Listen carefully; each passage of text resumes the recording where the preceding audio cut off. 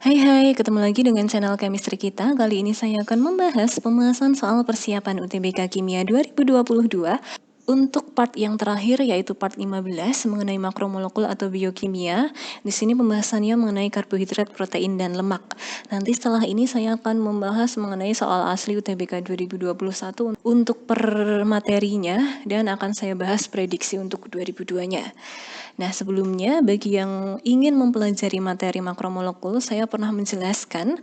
Di sini bisa kalian cari di playlist kimia kelas 12 ya, atau bisa saja kalian search dengan kata kunci makromolekul karbohidrat atau makromolekul protein lemak. Nanti bagi yang menginginkan filenya bisa saja ketik di kolom komentar, nanti akan saya kirim dengan menuliskan alamat emailnya ya. Langsung saja ke soal yang pertama, suatu senyawa organik diperoleh sebagai produk samping dari hidrolisis lemak, pembuatan biodiesel, dan pembuatan sabun dari minyak atau lemak. Senyawa ini banyak digunakan sebagai zat aditif pada cairan pendingin radiator mobil dan bereaksi dengan logam Na menghasilkan gas H2. Senyawa ini adalah apa? Oke, di sini hasil dari hidrolisis lemak itu adalah gliserol dan asam lemak. Di sini berarti kalau tidak C, yang gliserol ini, ya yang D, yang asam asetat ini termasuk ke dalam asam lemak. Tapi aslinya yang produk samping itu adalah gliserol. Nah, tapi kita coba saja. Tadi kata kunci lainnya, dia bereaksi dengan logam Na menghasilkan gas H2.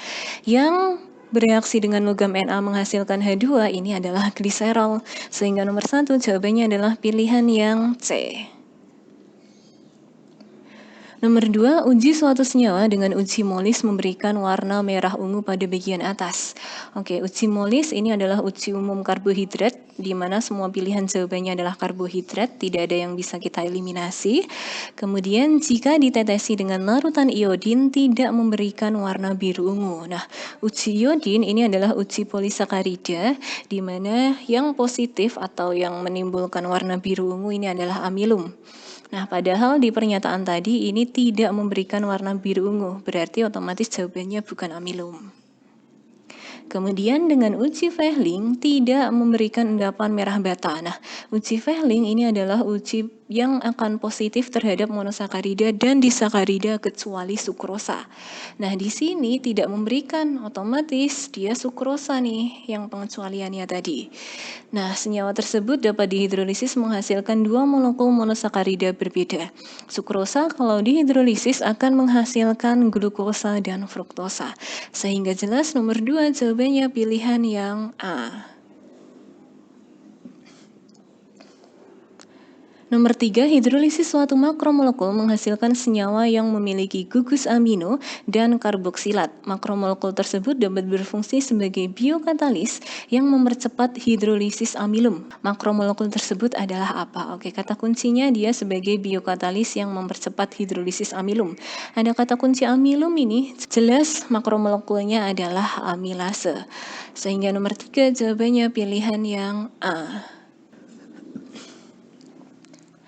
Nomor 4, kita akan merasa perih dan gatal ketika memakan nanas. Rasa perih dan gatal muncul disebabkan oleh sebuah enzim yang terdapat di dalam nanas. Enzim tersebut bernama bromelain.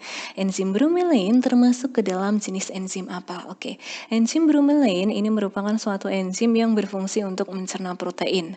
Nah, kita tinggal analisis antara pilihan A sampai E.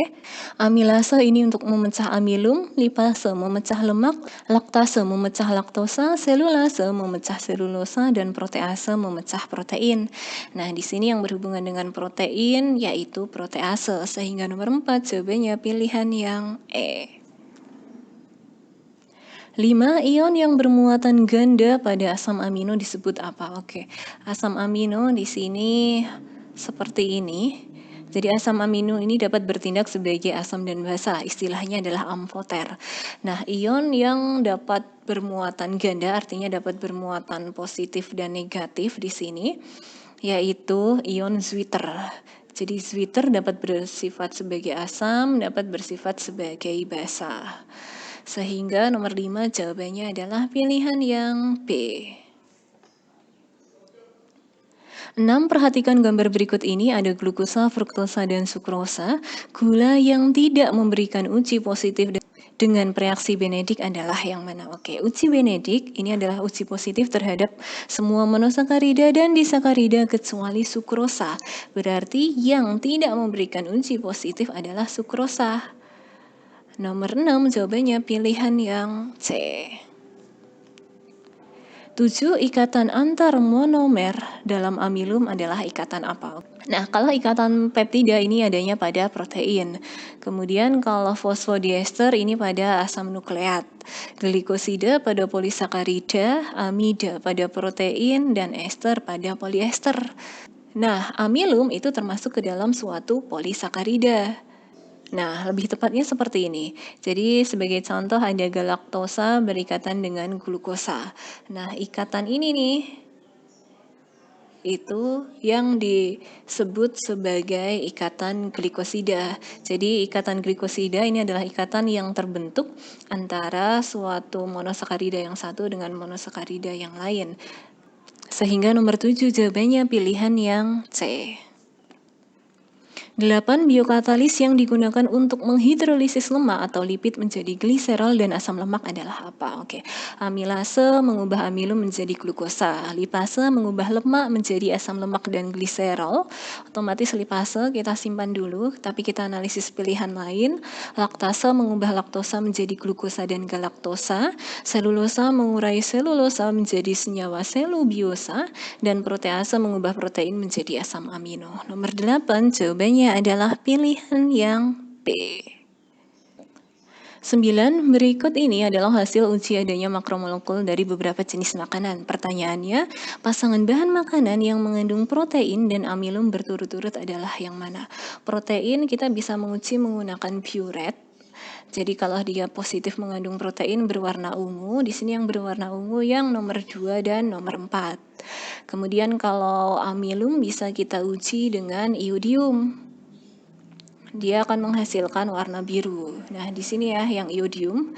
Jadi yang biru ada 1, 3, dan 4. Tapi tadi yang positif terhadap protein hanya 2 dan 4. Sehingga nomor 9 jawabannya adalah pilihan yang B. Nanti untuk uji santoproteat itu uji yang kita gunakan untuk menguji adanya inti benzena dan dia akan berwarna kuning atau jingga. 10. Industri keju menggunakan asam laktase sebagai biokatalis untuk mengubah apa? Oke, laktase itu mengubah laktosa menjadi glukosa dan galaktosa. Sehingga nomor 10 jawabannya yang A. 11. Suatu karbohidrat dengan bereaksi Fehling akan memberikan endapan merah bata, dan jika dihidrolisis akan menghasilkan 2 macam karbohidrat yang berlainan. Zat tersebut adalah apa? Oke, Fehling ini kita gunakan untuk menguji karbohidrat. Jadi dia positif terhadap monosakarida, baik glukosa, fruktosa, dan galaktosa, dan disakarida, yaitu laktosa dan maltosa. Artinya yang tidak termasuk amilum sama sukrosa ini tidak positif. Nah, kemudian tadi dia menghasilkan 2 karbohidrat yang berlainan. Ini selulosa juga bukan ya? Oke, maltosa ini menghasilkan glukosa, sedangkan laktosa, galaktosa. Nah, yang menghasilkan 2 karbohidrat yang berlainan adalah laktosa. Nomor 11, jawabannya pilihan yang D. 12. Biokatalis yang dapat digunakan dalam pembuatan sirup dari pati jagung untuk mengubah glukosa menjadi fruktosa adalah yang mana? Oke, di sini untuk mengubah glukosa menjadi fruktosa, jadi konversi glukosa menjadi fruktosa ini melalui suatu proses yang disebut dengan proses isomerase. Nah, di sini yang hubungannya dengan isomerase adalah glukosa isomerase. Nomor 12 jawabannya pilihan yang E. 13. Selulosa dihasilkan menjadi dimer membentuk apa? Oke, selulosa ini akan menguraikan selulosa menjadi senyawa selubiosa. Nomor 13 jawabannya pilihan yang E. 14. Senyawa hasil hidrolisis suatu makromolekul mempunyai sifat tidak larut dalam air, bereaksi dengan natrium hidroksida atau NaOH, dan jika direaksikan dengan metanol atau etanol dapat menghasilkan biodiesel. Senyawa hasil hidrolisis tersebut adalah yang mana? Oke, nah di sini trigliserida, polisakarida, dan asam nukleat termasuk ke dalam makromolekul. Padahal di sini adalah senyawa hasil hidrolisis, otomatis bukan makromolekul ya. Jawabannya kalau tidak asam lemak, ya asam laktat. Nah, di sini asam lemak dia larut dalam air, sedangkan asam laktat tidak larut dalam air.